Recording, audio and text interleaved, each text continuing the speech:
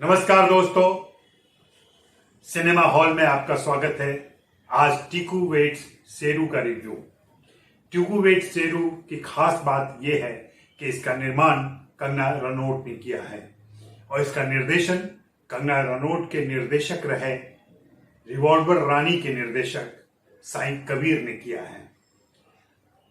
यह फिल्म देखते हुए मैं ठगा सा रहा, इसलिए कि नवाजुद्दीन सिद्दीकी कि मैं फिल्म देख रहा था, कंगना रनौत का प्रोडक्शन देख रहा था। उनकी पहली फिल्म है ये मणिकर्णिका फिल्म्स की।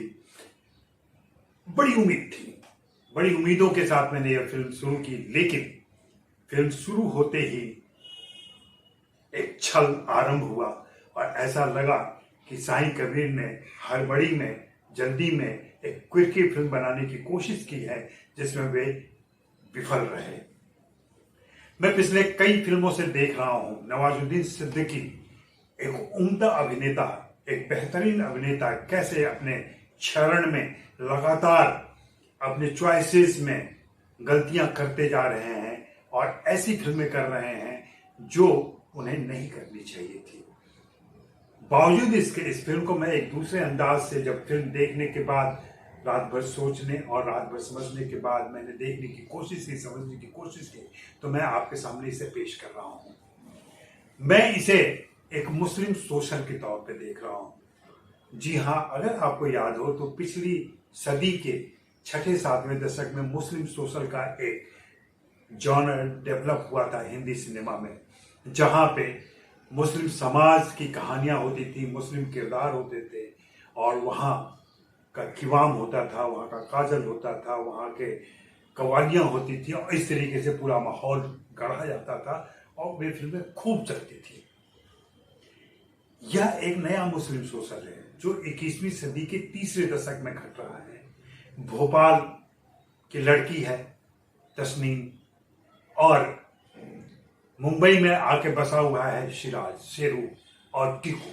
शेरू और टीकू की यह प्रेम कहानी है जो कई बार लगता है कि एक छल और प्रपंच और धोखेबाजी और दिखावे की कहानी होगी, लेकिन अगर आप थोड़ा बारीक उतरें, परत उतार दें, जो ऊपरी तौर पर दिख रहा है, तो नीचे जाएं, आपको दिखाई पड़ेगा कि निम्न मध्यवर्गीय मुस्लिम समाज जो कम पढ़ा लिखा है, वह समाज कैसे जी रहा है और किन महत्वाकांक्षाओं के साथ वह आगे बढ़ने की, समाज में अपनी स्थिति बनाने की कोशिश कर रहा है।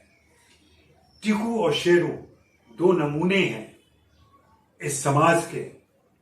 टीकू भोपाल में रहती है और उसकी ख्वाहिश है सुपरस्टार बनने का। वह धोखा खाती है, उसका प्रेमी उसे धोखा देता है, वह गर्भवती हो जाती है। बावजूद इसके वह एक छल करती है और एक ऐसे लड़के से शादी करती है जो मुंबई में पहले से रहता है, जिसने एक जाल फैला रखा है कि वह बहुत अमीर है।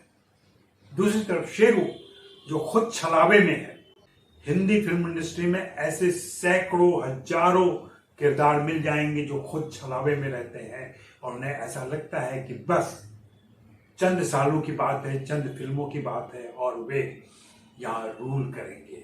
और इस छलावे में जीता जाता है एक निम्न मध्यवर्गीय मुस्लिम परिवार से आया युवक शेरू हमें दिखता है। शेरू और टीकू की यह कहानी मुस्लिम समाज के ऐसे रूढ़िग्रस्त, पिछड़े और अनपढ़ युवक युवती की कहानी है, जिसे बारीकी से देखने की जरूरत है। इस पाठ को समझने की जरूरत है, इसे पढ़ने की जरूरत है।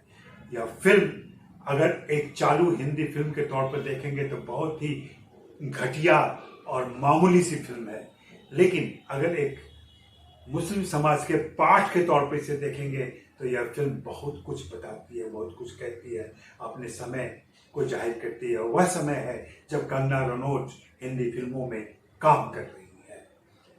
ऐसा मैं इसलिए कह रहा हूं कि फिल्म के अंदर एक दृश्य आता है जहां कंगना रनौत दिखाई पड़ती है और फिल्म की नायिका टीकू उनसे मिलना चाहती है और दोहराती है कि मैं भी आउटसाइडर हूं।